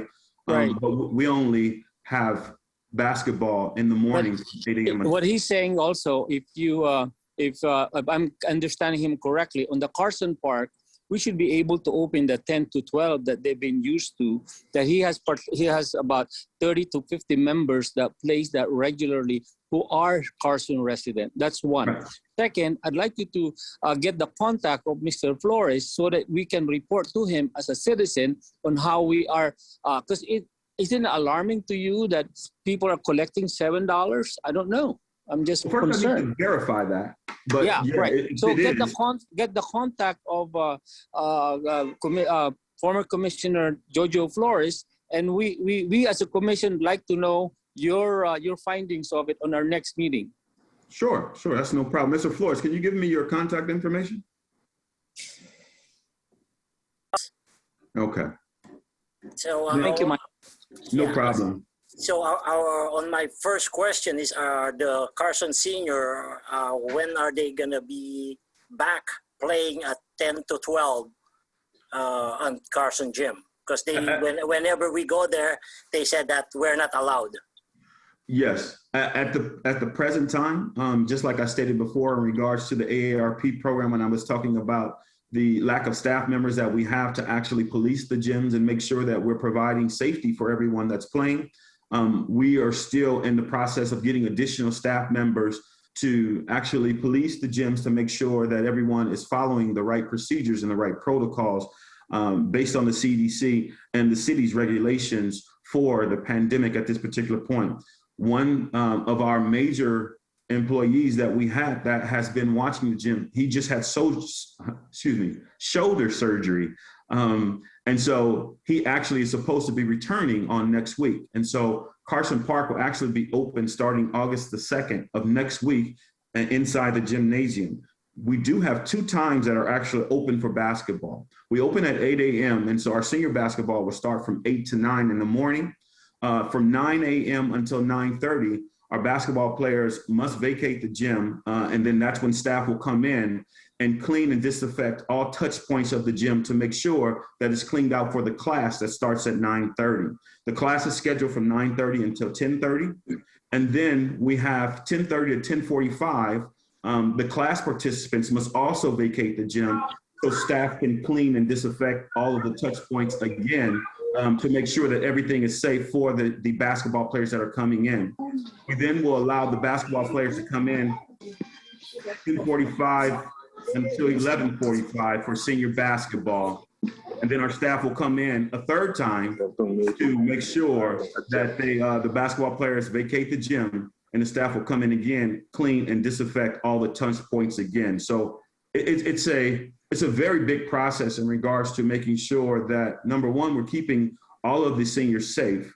But number two, we're also making sure that we can provide all these different services for only a few gyms that we have in the city of Carson, but we have a multitude of programs and classes that we're trying to provide for all the seniors. So that will start as of August the 2nd.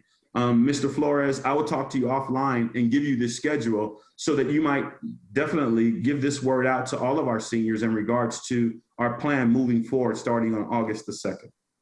All right, thank you very much. You're welcome. Right, and just to clarify, when there is oral communication, there's no really a back and forth communication. We just allow it this time, but in the future, we have to be clear that there's no back and forth question and answer within Oracle communication. Thank you, Mr. We hear you.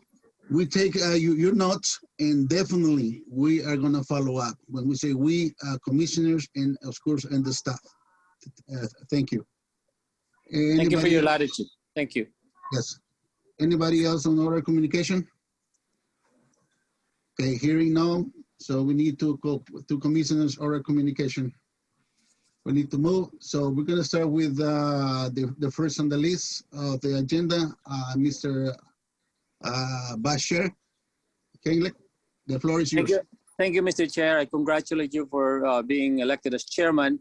I look forward to working with you, and I'd like to welcome all the new commissioners. I'm sorry I'm in and out. I have another meeting I'm conducting as well. So right after I give my, after this, I will be off. So once again, have a nice weekend, everyone, and thanks for the very, very intelligible meeting that we have this evening. Thank you. Thank you. Commissioner Keisha? Just want to say I'm happy to be here and I'm looking forward to serving, and congratulations to everybody that got elected, and see you guys next month. Thank you. Commissioner Ramos?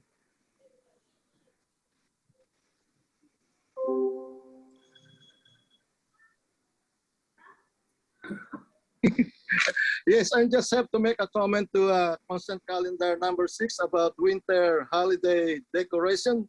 I think it's in my opinion that I agree with the page 109. I agree with the recommendation of our staff for decorating the city hall and the street and everything like that. But I disagree for the vendor's recommendation for additional decoration for our community center. Instead, I would like to make a recommendation to decorate street banners. I think they call it electric banners decoration from Bonita going to Figueroa. I think it is more appreciated by our residents to see more lights, since our Carson Street is almost 5 years old. I think, and we have a new mayor. I think it's about this time to make a decoration from Figueroa, which is the welcome marker. I think it's a marker going to Bonita. That is my recommendation for our winter, what you ever call this, winter holiday. I hope this thing will be, my recommendation will be here in the council. Thank you. Thank you. Commissioner Shannon Lawrence. Hi, everyone. Thank you for, well, first, because I know this was recorded, I do want to thank the Mayor and City Council for this appointment. It is an honor to serve the residents of Carson in this manner. Thank you to my colleagues for allowing me to participate fully. Your graciousness is not unnoticed, and I definitely appreciate it. There is one thing that I want to point out, though. During the public comment, when the gentleman was asked for his phone number, I know because these are public record, I would just ask that if we can go back in and edit this video to take that phone number out, because he is making a report, and the last thing you want is for anyone to open us up for any kind of liability for retaliation against this man. Also, I would also ask that the physical minutes do not reflect his phone number in them as well. So that's what I just want to bring up. And in the future, you know, if the chat function can be enabled on the Zoom, that way we can communicate that way without necessarily having to verbalize every single thing. So, but I know that might violate the Brown Act too, so maybe not. But thank you for allowing me to participate. And Commissioner Lawrence, you are 100% correct. Perhaps it was my fault. I was going to mention do not give the telephone number, but since now we are a charter city, things has changed and we are in the process of learning. But you know what? I do appreciate that you mentioned that it was coming, but yeah, you're 100% correct. Thank you. Commissioner Cortado. Chairman Gonzalez, I request to go before you. Not a problem. Because I know you're going last, so I'll go before you. Does anybody has an objection? If not, we move forward.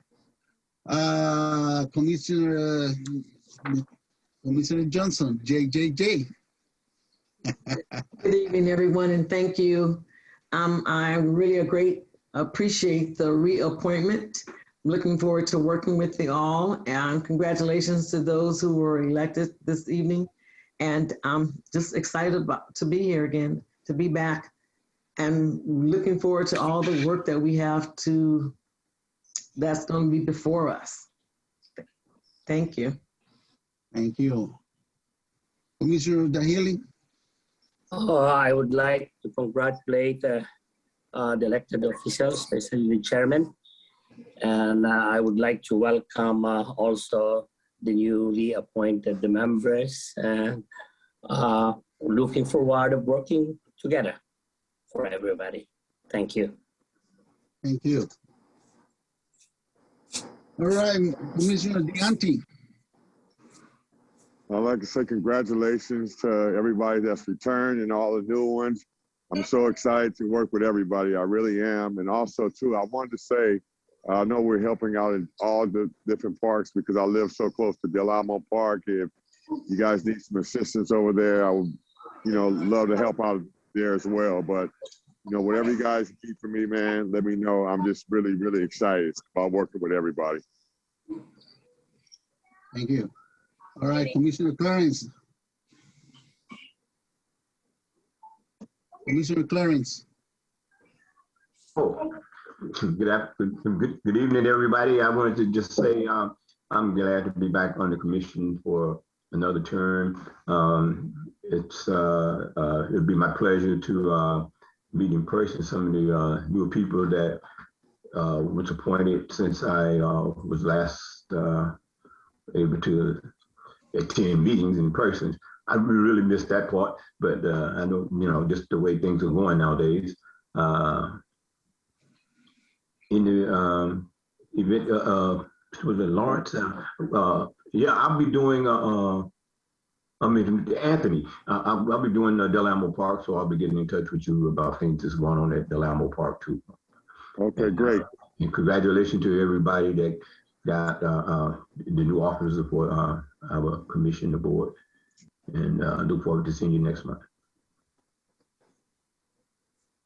All right, thank you. All right, Commissioner, Madam Secretary. Thank you, Mr. Chair. I'm off mute, right? Yes, okay. Because I had to switch Bluetooth because the other one was dying and I'm half deaf in this ear, so I just want to make sure. Now, you said at the beginning of the meeting, because we didn't understand the consent calendar procedure, that we could make comments on it during our oral communications. Is that correct? Yes. And we learned the hard way. Can we do that, Director? During the oral communication, you can mention whatever you want to mention. Go ahead. Okay. All right. So on the first one, for the meeting minutes, to me, it feels like we're missing what some of the things that we're discussing. Like on the oral communication portion and in the discussion, I know, we say more than what's on the paper. Yeah, Commissioner Cortado, the minutes that are listed there are action minutes. So if we had did a more detailed minutes listing, that minutes would probably be pretty voluminous. So then our agenda would be 200 pages, not 181. It would Gotcha. be quite long, absolutely. Okay. Absolutely. All right. I'll give you that one. We do try to highlight the sort of main topics. So if there's anything you wanted to reflect it in there, when it does come to consent, you can let us know. We'll make sure we include those for the record. Okay. And then for the Community Service Department monthly report, is this going to be in every agenda packet? Yes, it will be. Or can we have it emailed to us? Because that's what we used to do in the past, is they were emailed to us, but they weren't in the packet itself. And then it also came with pictures of events that the parks were doing. So the monthly report is the reason why it's included in the packet is that way the public can also access it. It's not just exclusively for the commission. Okay. We're looking for something a little more voluminous with pictures and updates about what's going on. We can certainly put something in circulation for the commission. But Well, I this, know there used to be some in circulation just for us and council that had pictures and stuff like that that Christine used to email to us once a month. we can take a look at that. I'm not aware of that practice, so let me chat with staff on that. Okay. If not a big deal. Just a question. Sure. And then the programs at a glance, the dates. It gives multiple, events at each park, like the boxing fitness. It says 2 and 5, but then next to boxing fitness, it says every Monday and Thursday. So where it says date, can we just put like abbreviate ongoing or something like that? Because that seems to go, and then right underneath it, it shows 2 Crafty Club every Monday. Or like maybe not put a date on ongoing things. Yeah, I think we can simplify that. That's not a problem. Yeah, because I think people might get a little confused. 2 and 5, but every Monday and Thursday. And then with the park assignments, we used to have like a breakdown of all the commissioners' names and then the parks across, and then there would be a dot next to what commissioner had what park. And you had that as part of the programs at a glance? No. It was in addition to the programs at a glance. It was part of the park assignments. There was like a spreadsheet. Okay. Can I add some information to that, Robert? Sure, yeah. It was just a one sheet, and it just showed all of the commissioners, and it showed what park they were actually in charge of, and then it went along with the item for the park assignments reports. Okay, it sounds like sort of a roster. Yeah, we can include that. That's not a problem. Okay. So that's it for consent calendar, but I just wanted to ask, I went to the baseball, softball playoffs during the week, and one of the games had, the team had an app called Game Changer. And it's by like Dick's Sporting Goods. And I guess it's like a free app where, somebody sitting down can actually, input the score. Because out of all the games I've gone to this season, which has been quite a few, not one park was using a scoreboard. So people are having to go, what's the score? What's the score? So I don't know if maybe when people register, we can have like a little thing at the park going, hey, there's an app called Game Changer, download it. It was actually a pretty cool app. I liked it. It's good feedback. In fact, I know that the ActiveNet platform does have within the league management module a component for live scoring. So we're intending to incorporate that as we get closer to winter. Okay. We'll definitely take a look. Yeah. And then when I was trying to find the playoff games, I know that you guys are working on the city website, but trying to find the breakdown of the playoff games, it was under rules. It was weird.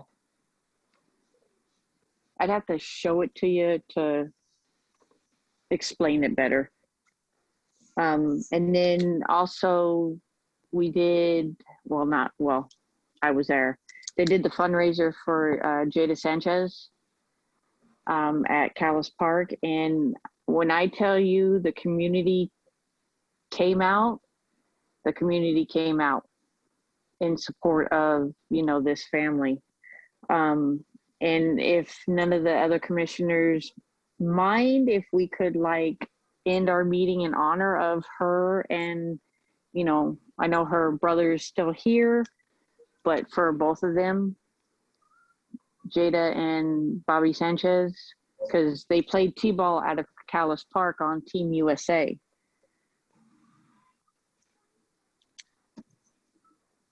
Sure, So we'll do.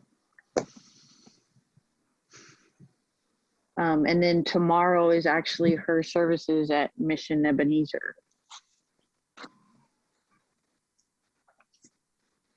Okay. Thank you for the information. Would that conclude your order communication, Commissioner? Madam Chair, Madam Secretary.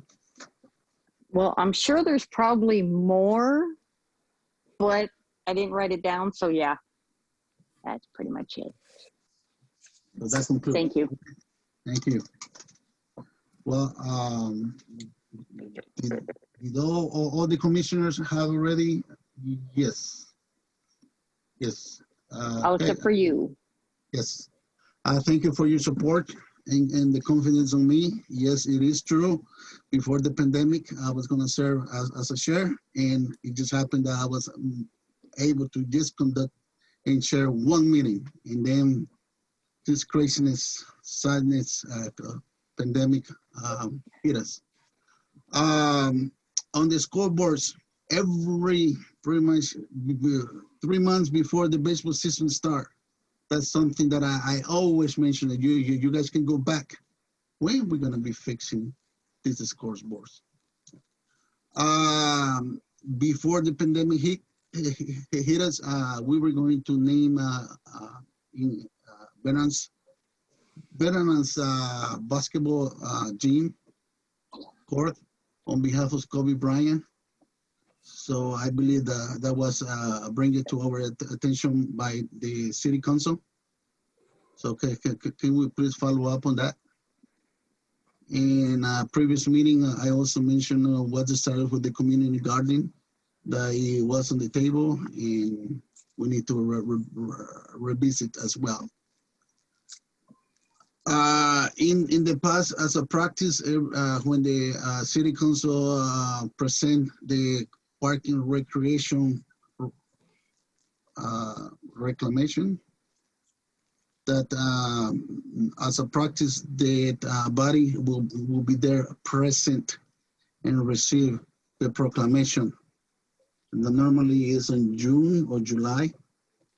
So please let us know if we're gonna continue that practice. I know for this year it's too late, but that's something that the majority of the commissions would like to continue receiving the parking proclamation. I understand that the city champions are already over, and are we gonna have awards for next month? Please let us know. And I have another question. When do you guys believe we're gonna be having person-to-person meetings? I'm not sure if you guys have the answer, but just let us know in an email or something like that. Yeah, I would like to. I can give you quickly, Chair. The Disaster Council was examining having at very least the City Council return to in-person sometime after September. They didn't settle on a date. They really just looked at some of the physical distancing and equipment needs to do that. So once they finalize that, I think we can let you all know when commissions might be able to return to in-person. Thank you. I would like to echo with Commissioner Ramos that we also need to emphasize on our main streets like Carson and perhaps Avalon as well on the holidays decoration. Some lights, it will go a long way.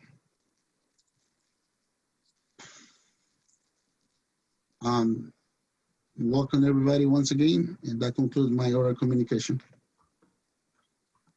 Okay, one last thing.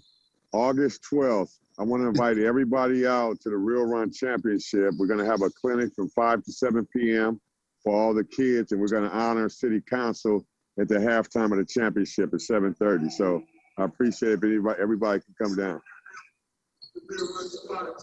Okay, thank you for the invitation.